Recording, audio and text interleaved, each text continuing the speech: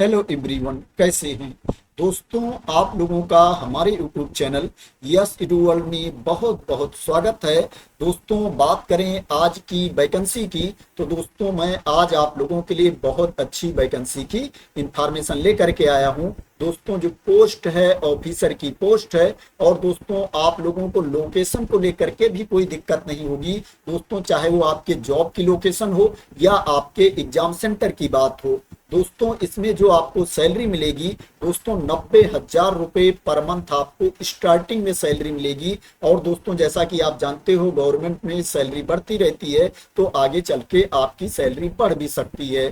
तो दोस्तों, बात करें कि मैं किस वैकेंसी की बात कर रहा हूं, तो दोस्तों मैं बात कर रहा हूं NICL की वैकेंसी के बारे में, नेशनल इंश्योरेंस कंपनी लिमिटेड की वैकेंसी के बारे में। दोस्तों, ये भारत सरकार के अंतर्गत आता है, सेंट्रल गवर्नमेंट के अंतर्गत आता है। भारत सरकार की ये इंश्योरेंस कंपनी है। दोस्तों, इसमें एप्लीकेशन ऑलरेडी स्टार्ट हो चुका है। जो एप्लीकेशन की लास्ट डेट है 3 जुलाई 2025 है।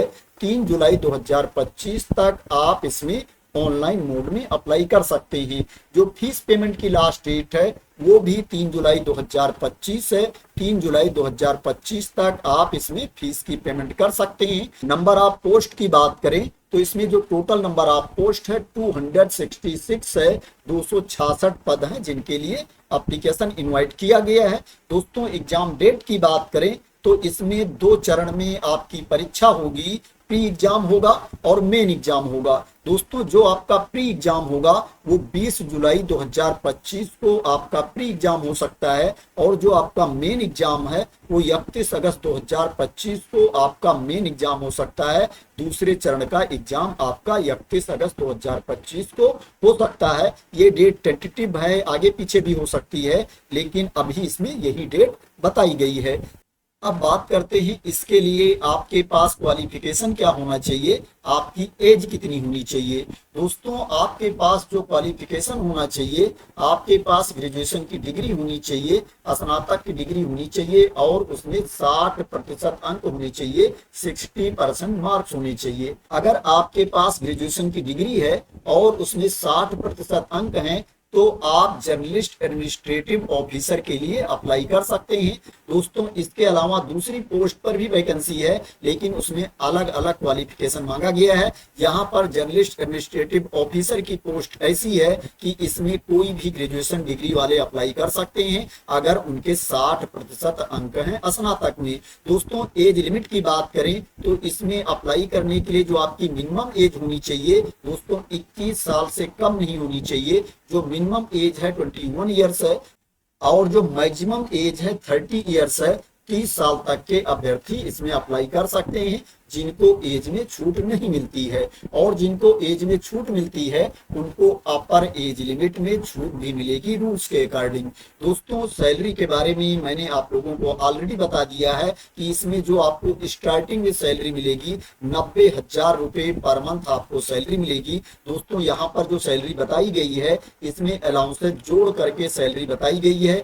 जो आपको अलाउंसेस मिलेंगे, भत्ते मिलेंगे, उसको जोड़ करके यहाँ पर सैलरी बताई गई है कि स्टार्टिंग में आपको 90,000 रुपीज पर मंथ आपको सैलरी मिलेगी। अब दोस्तों, बात करते हैं कि एज लिमिट में किसको कितनी छूट मिलेगी। दोस्तों, जो SC ST कैटेगरी के कैंडिडेट हैं उनको अपर एज लिमिट में 5 साल की छूट मिलेगी, और जो OBC NCL कैटेगरी के कैंडिडेट हैं उनको अपर एज लिमिट में 3 साल की छूट मिलेगी, और जो PWD कैटेगरी के कैंडिडेट हैं उनको अपर एज लिमिट में 10 साल की छूट मिलेगी, और जो एक्स सर्विसमैन हैं उनको अपर एज लिमिट में 5 ईयर्स की छूट मिलेगी, 5 साल की छूट मिलेगी। अब दोस्तों, बात करते हैं इसमें आपका सिलेक्शन कैसे होगा, सिलेक्शन का प्रोसेस क्या है।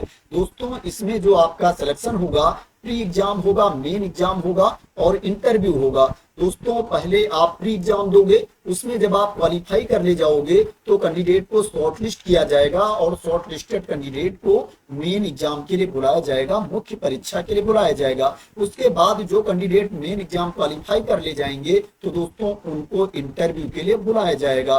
दोस्तों, यहाँ पर जो आपका मेन एग्जाम होगा इसमें 30 मार्क्स का आपका डिस्क्रिप्टिव टेस्ट भी होगा, लेकिन दोस्तों क्वालिफाइंग नेचर है, उसको ओनली आपको पास करना पड़ेगा, उसका अंक फाइनल मेरिट में नहीं जोड़ा जाएगा। जो फाइनल मेरिट लिस्ट तैयार की जाएगी दोस्तों जो आपको मेन एग्जाम में मार्क्स मिलेंगे, जो ऑब्जेक्टिव टाइप का टेस्ट होगा मेन एग्जाम में, उसमें जो आपको अंक मिलेंगे और जो इंटरव्यू में आपको मार्क्स मिलेंगे, उसी के बेसिस पर फाइनल मेरिट लिस्ट तैयार की जाएगी और सिलेक्शन किया जाएगा। दोस्तों जो मेन एग्जाम और इंटरव्यू का रेशियो होगा मार्क्स का दोस्तों, वो 80-20 का होगा।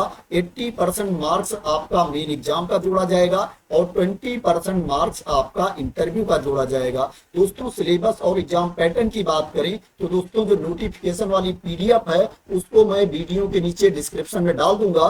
दोस्तों वहां से आप लोग उस पीडीएफ को ओपन कर सकते हैं। दोस्तों उसमें पेज नंबर 6 से लेकर के 8 तक दोस्तों सिलेबस और एग्जाम पैटर्न के बारे में इंफॉर्मेशन दी गई है। दोस्तों मैं आप लोगों को शॉर्ट में बता देता हूं जिससे आपको क्लियरिटी रहे।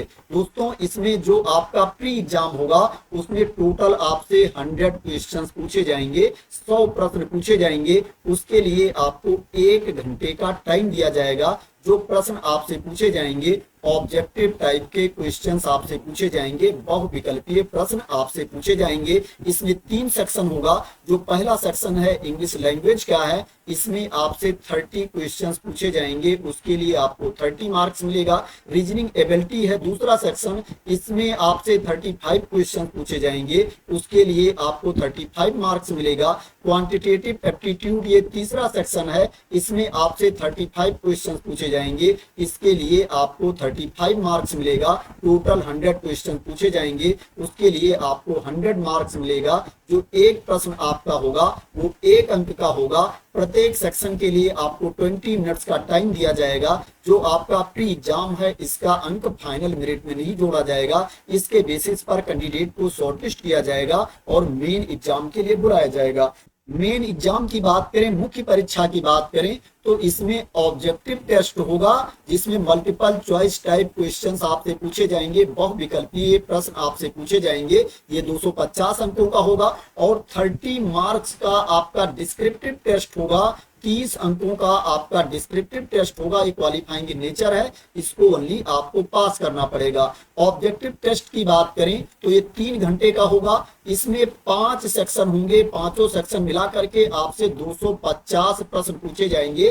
250 क्वेश्चंस आपसे पूछे जाएंगे, उसके लिए आपको 250 मार्क्स मिलेगा। जो एक प्रश्न होगा आपका वो क्या है, 1 अंक का होगा। इसमें जो पहला सेक्शन होगा रीजनिंग का होगा, इसमें आपसे 50 क्वेश्चंस पूछे जाएंगे, 50 प्रश्न पूछे जाएंगे, उसके लिए आपको 50 अंक मिलेगा। जो दूसरा सेक्शन होगा वो इंग्लिश लैंग्वेज का होगा, इसमें आपसे 50 क्वेश्चन पूछे जाएंगे, 50 प्रश्न पूछे जाएंगे और उसके लिए आपको 50 अंक मिलेगा।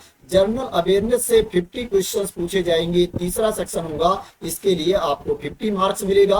कंप्यूटर नॉलेज से 50 क्वेश्चन पूछे जाएंगे, 50 प्रश्न पूछे जाएंगे, उसके लिए आपको 50 अंक मिलेगा। और क्वांटिटेटिव एप्टीट्यूड से 50 क्वेश्चन पूछे जाएंगे, 5वां सेक्शन होगा, इसके लिए आपको 50 अंक मिलेंगे। टोटल 250 क्वेश्चंस आपसे पूछे जाएंगे, उसके लिए आपको 250 मार्क्स मिलेगा। और जो आपको टाइम दिया जाएगा 3 घंटे का आपको टाइम दिया जाएगा। दोस्तों इसमें निगेटिव मार्किंग भी होगी। जो आपका प्री एग्जाम है, मेन एग्जाम है, दोनों एग्जाम में निगेटिव मार्किंग भी होगी। अगर आप किसी प्रश्न का गलत उत्तर देते हो तो एक गलत उत्तर के लिए आपके 1/4 मार्क आपके काट लिए जाएंगे, 0.25 मार्क्स आपके काट लिए जाएंगे अगर आप किसी प्रश्न का गलत उत्तर देते हो। तो दोस्तों ये एग्जाम पैटर्न के बारे में इंफॉर्मेशन थी, सिलेबस के बारे में इंफॉर्मेशन थी। अब दोस्तों बात करते हैं इसमें आपको फीस कितना पे करना है। दोस्तों इसमें जो आपको फीस पे करना है, अगर आपको फीस में छूट नहीं मिलती है तो आपको 1000 रुपए फीस पे करना है। 1000 रुपीज फीस आपको पे करना है। जो कैंडिडेट SC कैटेगरी के हैं, ST कैटेगरी के हैं, PWBD कैटेगरी के कैंडिडेट हैं, उनको 250 रुपीज फीस पे करना है, 250 रुपए फीस पे करना है। दोस्तों यहाँ पर फीस थोड़ा ज्यादा है, लेकिन दोस्तों जो पोस्ट है वो ऑफिसर की पोस्ट है। और दोस्तों यहाँ पर फीस जो ज्यादा ली गई है, इसकी वजह से इसमें ऐसे कैंडिडेट अप्लाई नहीं करेंगे जो SSC में अप्लाई कर देते हैं बिना तैयारी के, क्योंकि वहां पर 100 रुपए फीस पड़ती है। वो लोग अप्लाई कर देते हैं कि जाके चेक कर लेंगे कैसा पेपर आता है। तो दोस्तों यहाँ पर उस तरह के अभ्यर्थी अप्लाई नहीं करेंगे, क्योंकि इसमें इसमें सिलेक्शन का प्रोसेस भी टफ है और फीस ज्यादा पड़ रही है। इसलिए दोस्तों इसमें उतना कंपटीशन नहीं होने वाला है जितना एसएससी में जो वैकेंसी आती है या रेलवे में जो वैकेंसी आती है उसमें कंपटीशन होता है। अब दोस्तों बात करते हैं कि इसमें आपको अप्लाई कैसे करना है, कहां पर जाकर के आपको अप्लाई करना है। दोस्तों ये अप्लाई करने का लिंक है, इसको भी दोस्तों मैं वीडियो के नीचे डिस्क्रिप्शन में डाल दूंगा। दोस्तों वहां से आप लोग इस लिंक को ओपन कर सकते हैं, कॉपी करके किसी भी ब्राउजर में आप इसको ओपन कर सकते हैं। दोस्तों जब इस लिंक को आप ओपन कर लेंगे तो ऊपर देखेंगे यहाँ पर न्यू रजिस्ट्रेशन का ऑप्शन दिया गया है, इसके ऊपर आपको क्लिक कर देना है। दोस्तों जब इसके ऊपर आप क्लिक कर देंगे तो आपके सामने रजिस्ट्रेशन का ऑप्शन आ जाएगा। जो जो डिटेल्स यहाँ पर मांगी जा रही है फिल करना है आपको, उसके बाद यहाँ पर कैप्चा कोड डाल करके आपको सेव एंड नेक्स्ट पर क्लिक कर देना है। उसके बाद दोस्तों यहाँ पर जितने भी सेक्शन हैं आपको कंप्लीट कर लेना है। तो दोस्तों इस तरह से इस पेज पर आकर के आप अपना रजिस्ट्रेशन कर सकते हैं और अप्लाई कर सकते हैं।